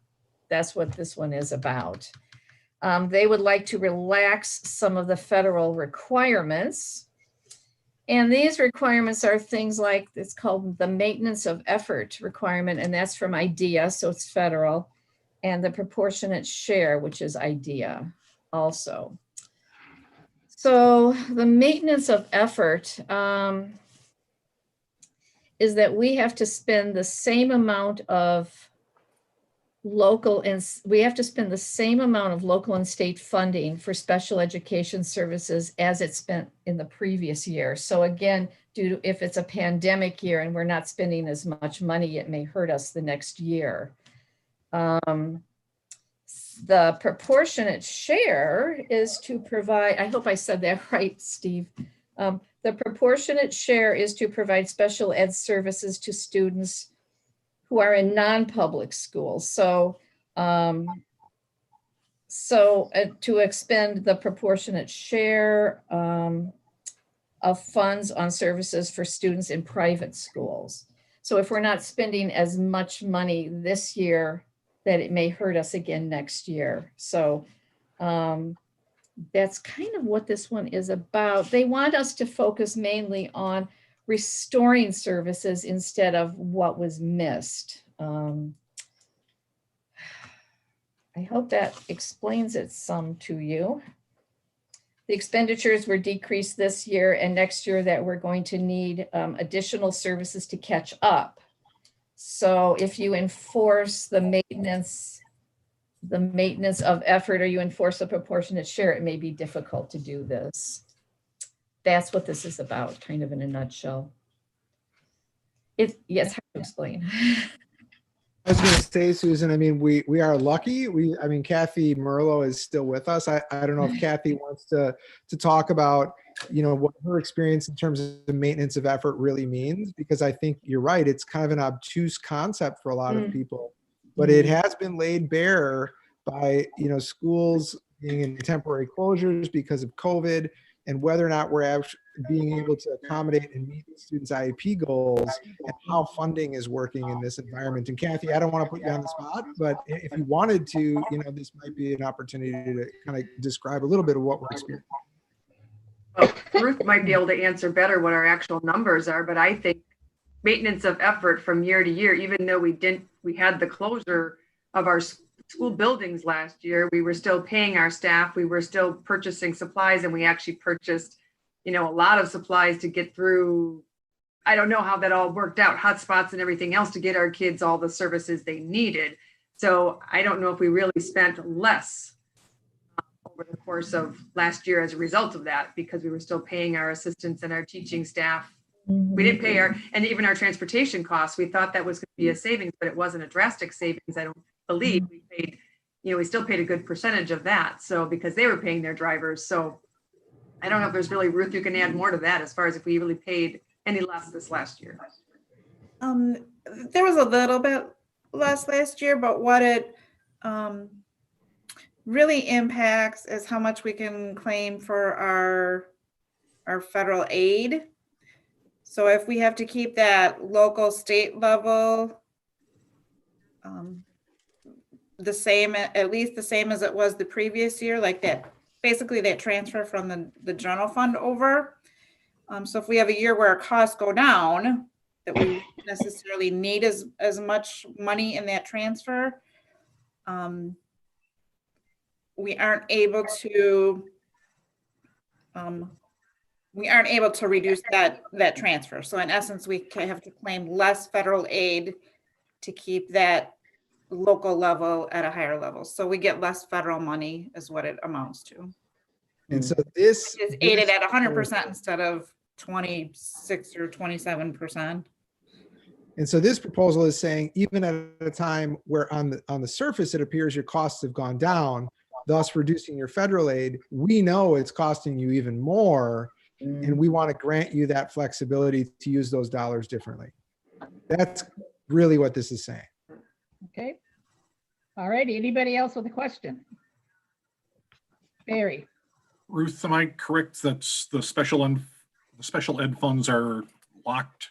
We can't transfer money out of special ed to other departments and use it other places. It's in special ed, it stays in special ed? Correct. It has to stay in that fund. Mm-hmm. Right. So, I mean, it's not a matter of we're using the money elsewhere or spending it on something else. It's just, in order to maintain our year-to-year funding, we have to keep those levels.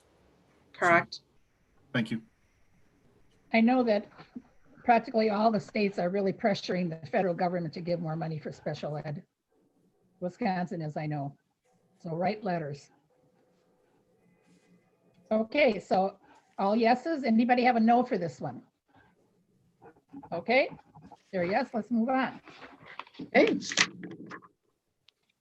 Next one is about report card, assessment and report card waivers. And this again will be, well, for school years in when there's a public health emergency, and basically that the standardized testing, there'd be a waiver for standardized testing and report cards during this type of year. The state did grant a waiver last year it was Act 185. And again, this will need legislative action to move on this. but it would just be again for years during when there's a public health emergency. Or any comments or questions? I think outside of comparing how well we did in the middle of a pandemic to someone else, there's not a lot of useful data coming out of standardized testing at this point. So I support this. Mhm. Anyone who does not support it? Okay, we support it. Let's move on. Okay, thanks. All right. The next one is about retired teachers, rehiring retired teachers and staff. And this is just about removing impediments to rehire teachers and staff, is to make it a little bit easier to do this, especially during the pandemic when we need more subs. I gather there's like a 6-month, the teachers have to be separate after they retire for 6 months from the district. And this is to relax that particular restriction. And of course, we wouldn't have to pay benefits for them either. Now, again, the board has complete local control, can set their own standards with this particular one, but it's just to kind of help to make it easier to get retired teachers back when we need them. This is a very touchy issue because some people like to use the term double dipping. Like if a teacher's retired and getting retirement funds and somebody really needs them to teach, they can't do that. They can't teach full time and get this. It's ridiculous. They've earned that. And I know the DPI is working on this too, because I'm on that committee. And it's a touchy situation. So what a lot of our teachers do, they retire, but they still want to teach. They've got their retirement. They'll teach in a private school or a parochial school because they don't have to follow those. So anyway, just a thought. This is going to be coming down the pike many times. Yeah, Barry, go. So same concern slash, I guess, statement as Roseanne made. Obviously, we all hear this all the time. Well, they're double dipping. They're double dipping. I understand the point of view. I mean, I get where they're coming from. It doesn't change the fact that we're in a bad teacher shortage right now, and it doesn't look to be getting better anytime soon. So I guess I'm wondering, I understand the purpose of this particular proposal, but how does it address the concern of, okay, I'm going to retire the last day of school and you're going to rehire me a day later. So now I'm making even more out of it. I mean, when you come to Social Security, you can't get your full Social Security if you go back to work full time. So this is where people are coming from with a double dipping argument. I don't necessarily adhere to that, but I respect the people that have that opinion. So is there any means of addressing it, or is it just simply wipe it away and let communities do whatever they want? Well, I think if you think of other professions, if they retire and they decide they want to go back and do some work, they're not penalized and told that they can't have their pension. They've earned that pension. That's separate. Social Security is a whole different ballgame. But as far as the pensions is concerned, I know I had to pay into my own pension for years. But I mean, it's, I don't know, that's not fair as far as I'm concerned. If they want to hire them back, and as you say, there's going to be a terrible shortage, they should be able to do that without taking a hit on the retirement. They earned that all the years that they taught. That's their savings. Okay. So how do we feel about it? Barry, what do you think? My personal take on it is, in the situation we're in, yeah, we need to remove those barriers. I mean, we're literally coming up shortly on we won't have enough teachers to teach all the students in the state. So we need to get them where we can. Okay, Diane, do you have opinion on this one? There just are not as many young people going into education as there was in the past. I used to go to Carthage and speak to the classes, and I would see the classes of 2025, and then it all of a sudden was 10, 12. For one thing, you come out with your degree and a beginning teacher's salary, you've got a lot of student debt. It's hard to be able to go into teaching and carry much debt. So, Right? That is correct. Okay, Okay. so do we think yes on this one, everybody? Okay. Okay, next. So the next one is about superintendent evaluations, and basically it supports confidential superintendent evaluations. And I was kind of surprised to hear this, that the superintendent evaluations are not confidential, they are public documents. Now, teachers and principals, when they get an evaluation, that is not public document, that is confidential. So this does allow for a confidential framework for the superintendent. I guess what's the issue with having them as a public record? Well, I guess one issue is that when there is a public record on this, the superintendent does have a right to rebut or to make corrections in this evaluation. And if this evaluation went out before he actually was able to make corrections, that wouldn't really be fair to him. But I mean, the principals, everyone else's evaluations are confidential, and it's felt that the superintendents should be confidential also. If Yeah, I can add too, I think the issue is it's also boards may not be as candid in their evaluation as they Yeah. may be if they know it's a public record, they may hold back. Mhm. And that's just human nature, in my opinion. What do you think, Steve? Well, I was going to say exactly what Peter just said in the rationale that's offered. That is what I have heard from folks, is that I want to say it's the final paragraph of the rationale that starts on line 19. The proponents of the resolution argue that from a public policy standpoint, a board might be more candid or more frank in its written evaluation if it knew the evaluation would remain confidential. So the extent to which that's a statement that people believe, that's just one of the elements of rationale they offer. Any other comments or questions? So I will go right out off the tip of the plank and say that's no pun intended, Steve.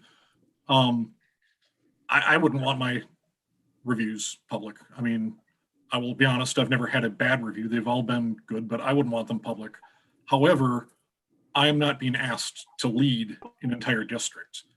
And in our superintendent search, a lot of people can come across fantastically in an interview and then show up for work and be an absolute disaster. And I don't think it's uncommon. I don't think it's super common, but I don't think it's uncommon either.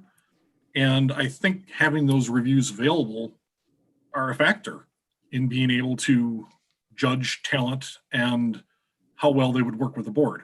Yep. On the other hand, it doesn't tell you what the board was. You know, the board could have been a bunch of tyrants running a guy up a flagpole, and you know, it doesn't give you an answer. So I don't feel super strongly one way or the other on this one, other than I think it is a tool that can be used in evaluating a new superintendent, which we're not going to do for some time, right?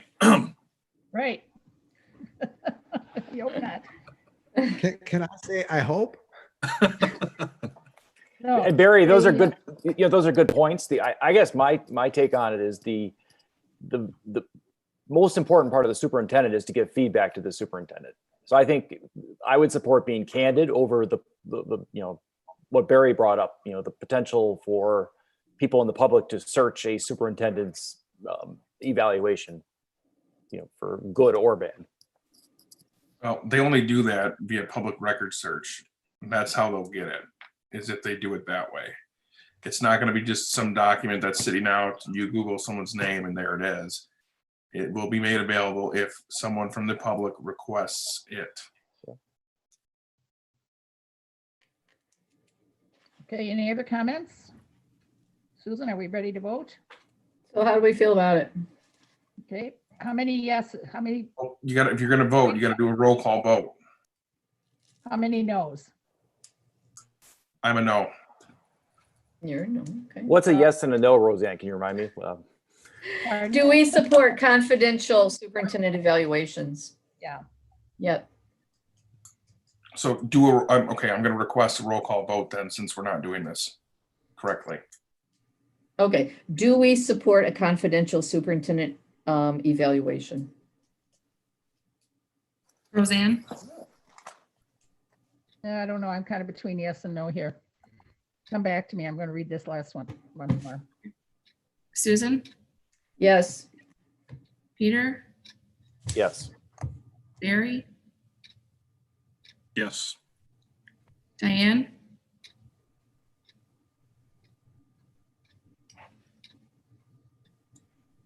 She's muted. yeah,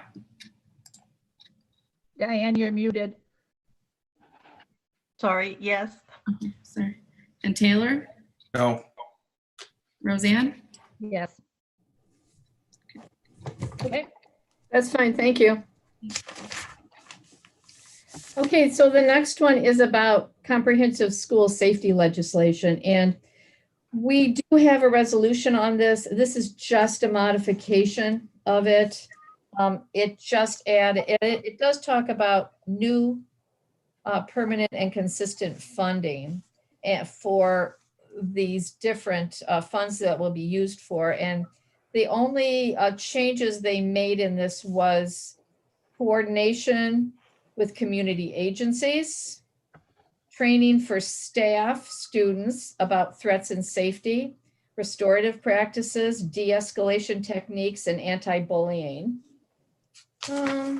I think those were the only changes that were made in this. It's, as I say, it's just a modification of one that we have already.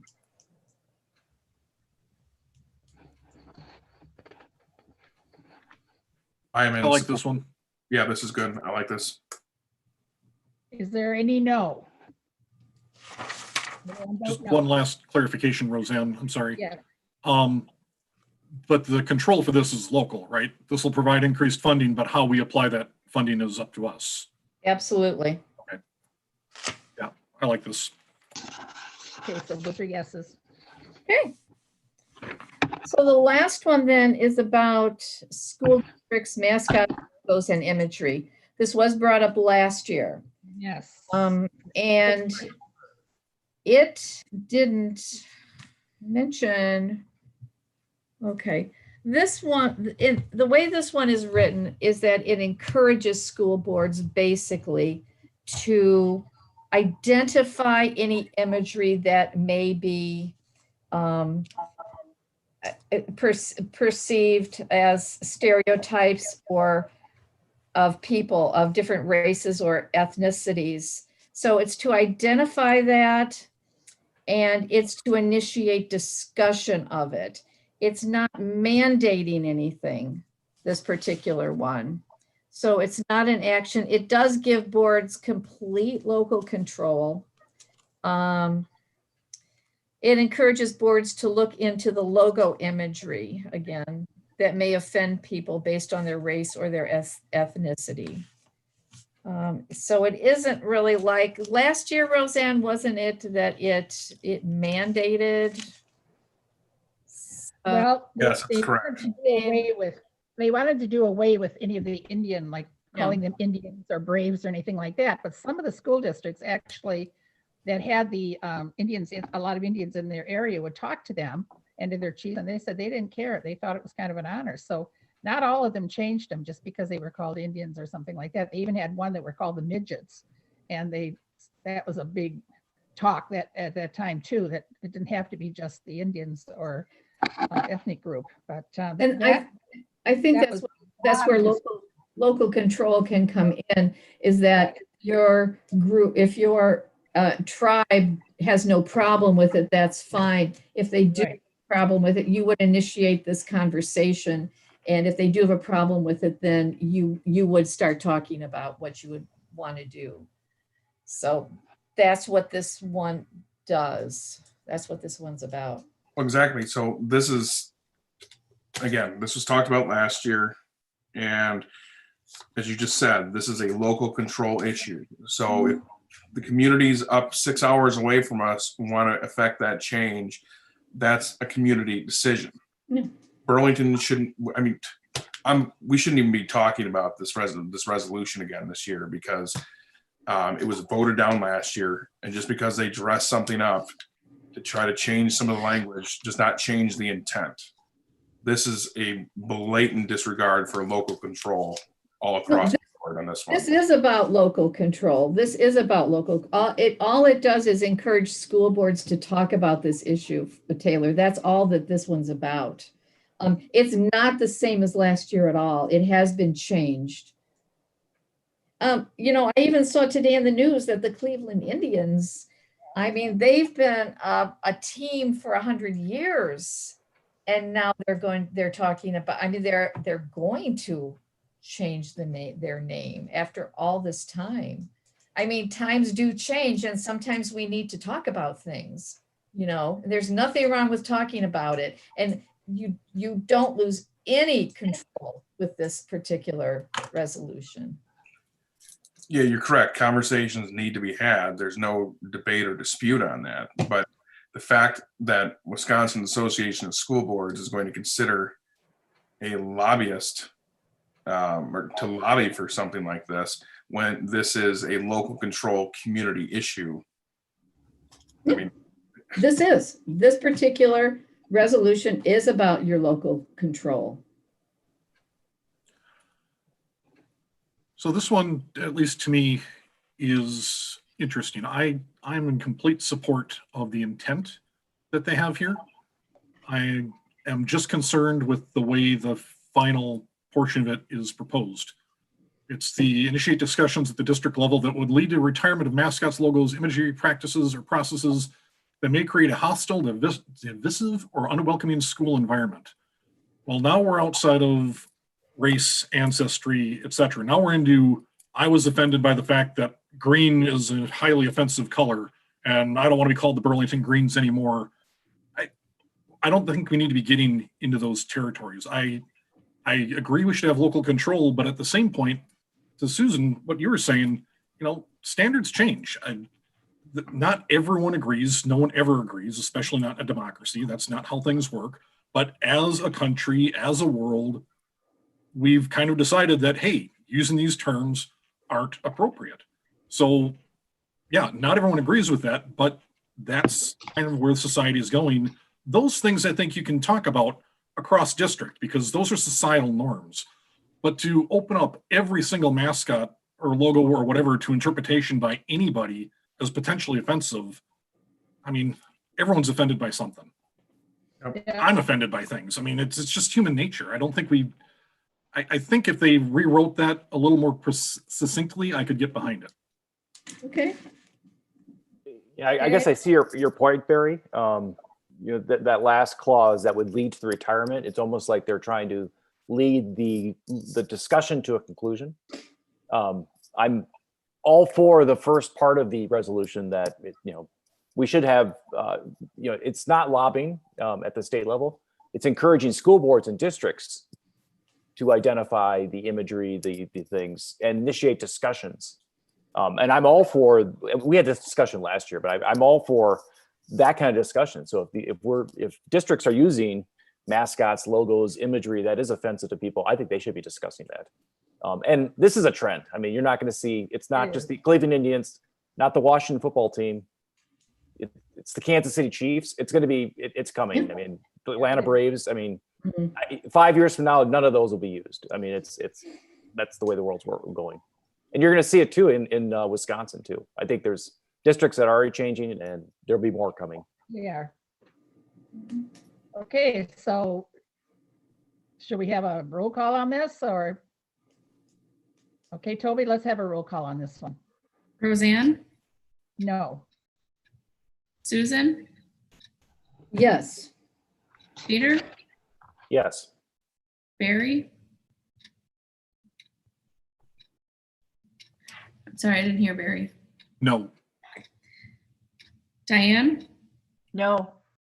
Taylor, no, so that's a no. Okay. Okay. And again, there could be, I know this got into so much problems that this one woman ran up to the microphone and said, "I call the question," because it just went on and on and on. So it'll be interesting. Okay, Well, and- thank you. Thank you. Roseanne, It's very I think because the conversation came up earlier, if I could just take a moment and kind of let the board know, but also anybody else who might be observing this via live stream, kind of what this is that you just did, right?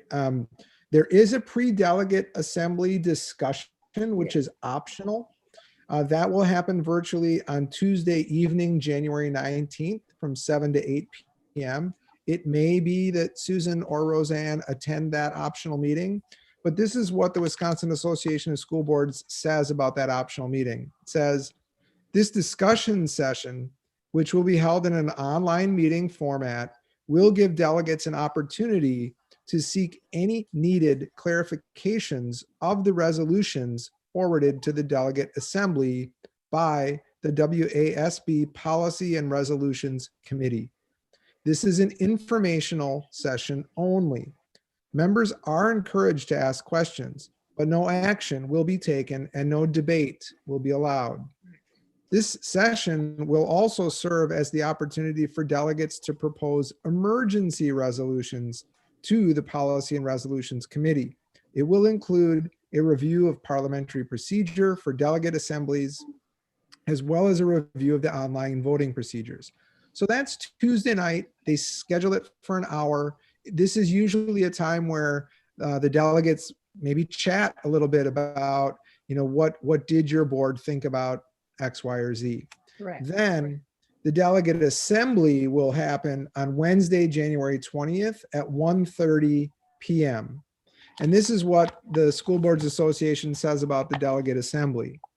Each school board should be certain that its delegate understands the board's positions on the resolutions and is prepared to vote accordingly. Decisions reached by the delegate assembly help set the statewide